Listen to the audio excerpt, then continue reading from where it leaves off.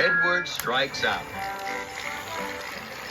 All the engines of Sodor are very happy to work on Sir Topham Hatt's railway. Edward has worked on the railway the longest. He knows everyone, and everyone knows him.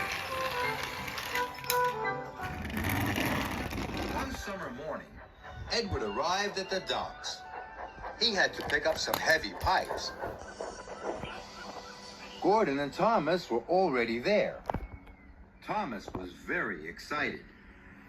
A new crane had just arrived on the island. He looked so strong, puffed Thomas. I'm sure he could even lift you up, Gordon, he chuckled. Gordon didn't think this was funny, and Thomas chuffed away. That crane might be big, Gordon sniffed, but he has no engine. He can't move unless another engine pulls him. Edward looked at the crane. Gordon was right. Then I don't think he can be really useful, chuffed Edward slowly. Quite right, Edward, puffed Gordon. He will only get in the way. Just then, Percy arrived. He was very excited to see the new crane, too. He's not very useful, boomed Gordon. He will only get in the way, echoed Edward. New-fangled nonsense, wheezed Gordon, and he chuffed off. What's a new-funneled nuisance, Edward? peeped Percy. New-fangled nonsense, Percy, puffed Edward, as grandly as he could. It's something that is new and not really useful. Edward's freight cars were right next to the new crane.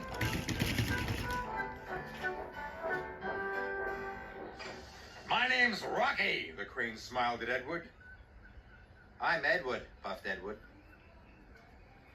Can I come with you? Asked Rocky. I could help you with those heavy pipes. I don't need your help, sniffed Edward. Newfangled nonsense. And he puffed off quickly before the pipes had been properly tied down. Edward was approaching a signal. He was thinking about Rocky, and he was going too fast. Suddenly, the signal changed to red. Edward screeched to a stop. But the sides of the freight cars collapsed.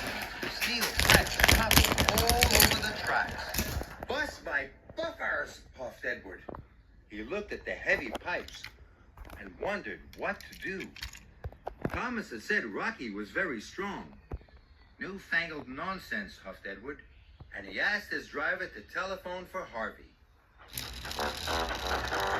Harvey puffed and chuffed as fast as he could to the rescue.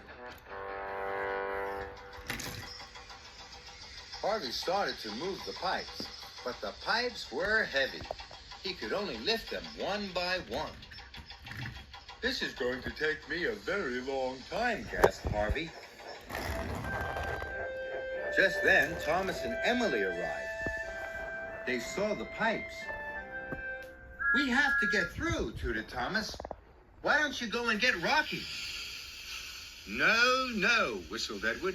Harvey is doing a fine job. We must be patient. I don't like being patient, pouted Emily. We have a very important job to do. Then they heard Gordon. He was going fast. Then there was trouble. Gordon hit the pipes with a loud crunch. He came off the tracks. It was a terrible mess. I can't lift Gordon, sighed Harvey. He's too heavy. Edward, we need Rocky, tooted Thomas. Edward knew this was a disaster, and he knew that Harvey couldn't lift Gordon. There was only one thing to do. I'll go and get Rocky, Edward wished, and he raced off. Edward steamed into the docks. Rocky, we need your help, he whistled. It's an emergency. I'm ready and waiting, Edward, whistled Rocky happily. So Edward buffered up to Rocky, and together they left for the junction. Go get him, Edward! Edward pulled Rocky up hills and down valleys.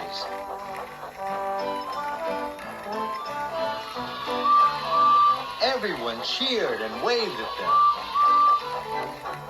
Edward felt very proud to be pulling the newest arrival on Sodor.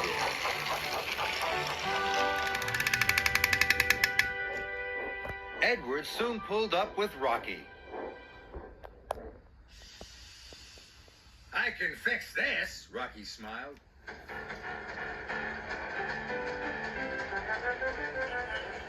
And with his mighty crane arm, Rocky lifted Gordon back onto the track.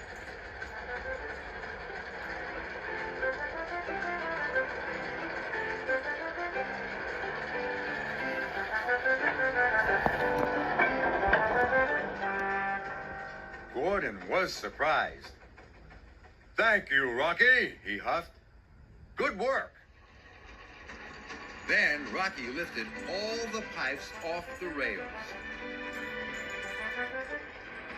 The job was done in no time. Gordon and Edward were very impressed. I was silly to think you were newfangled nonsense, wheezed Edward to Rocky. You might be new, but you're also really useful. Welcome to our island. And everyone tooted and cheered for Rocky.